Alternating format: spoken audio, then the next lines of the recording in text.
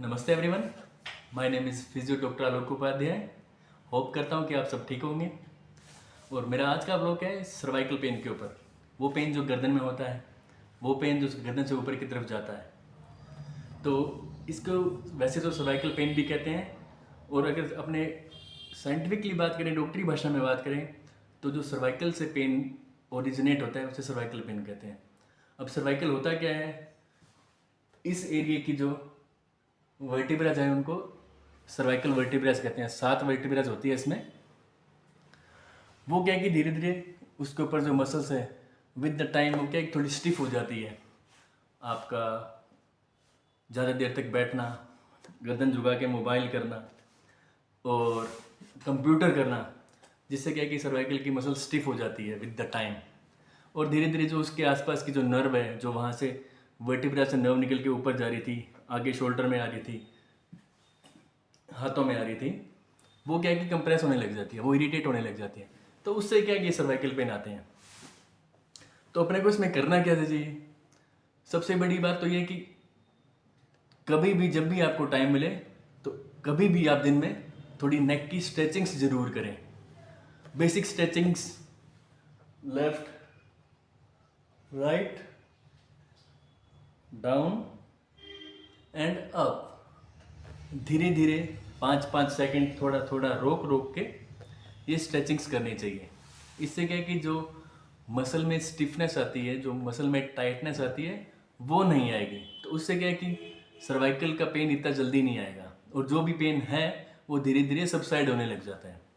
और सब सेकंड जो बात है, अपने पोस्चर को ध्यान रखो। जो लोग बैठते हैं, मोबाइल देखते हैं, वो ऐसे बैठते हैं, या कंप्यूटर करते हैं तो ऐसे करते हैं।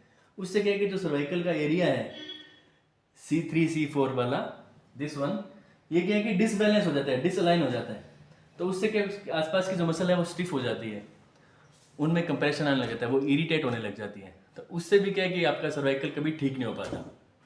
तो सबसे बड़ी बात, मसल की स्ट्रेचिंग करो।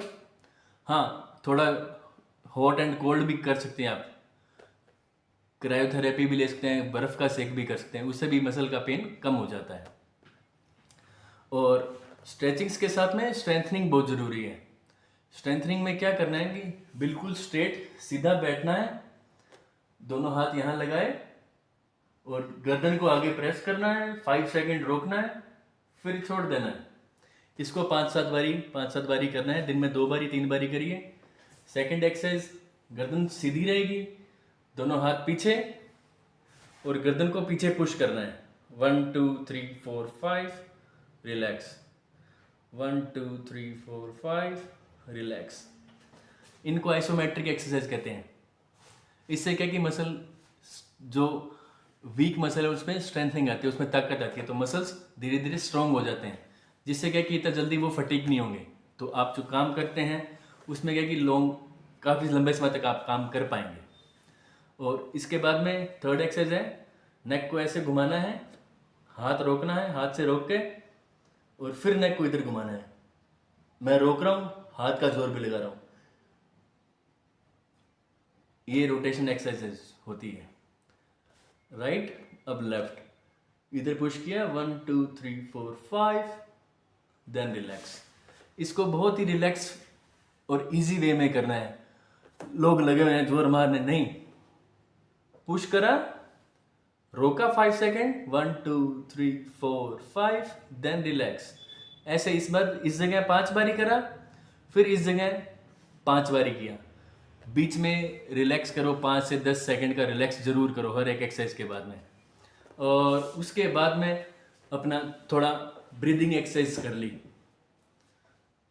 इनहेल किया, थोड़ा रोका, फिर मुंह से। सर्वाइकल का पेन जो ऊपर हेडेक में आता है, जो सिर में आता है, उसके ऊपर बात करते हैं। तो क्या होता है कि जैसे बहुत लंबे समय से आपके सर्वाइकल रह रहे हैं, तो उससे क्या है कि जो सर्वाइकल का जो अलाइनमेंट होता है, ये इधर देखना आप, सर्वाइकल का जो अलाइनमेंट है, सर्वाइकल की जो वर्टिब्रा, सर्वाइकल का जो पोस्चर है, वो चेंज हो जाता है। वो एस शेप में होना चाहिए, बट वो बिल्कुल स्ट्रेट बैम्बू की तरह बिल्कुल सीधा हो जाएगा। तो उससे क्या है कि जो C1 C2 वर्टिब्राज होती है सर्वाइकल की, वो इरिटेट होने लग जाती है, और उससे ये सर्वाइकल का पेन आ जाता है।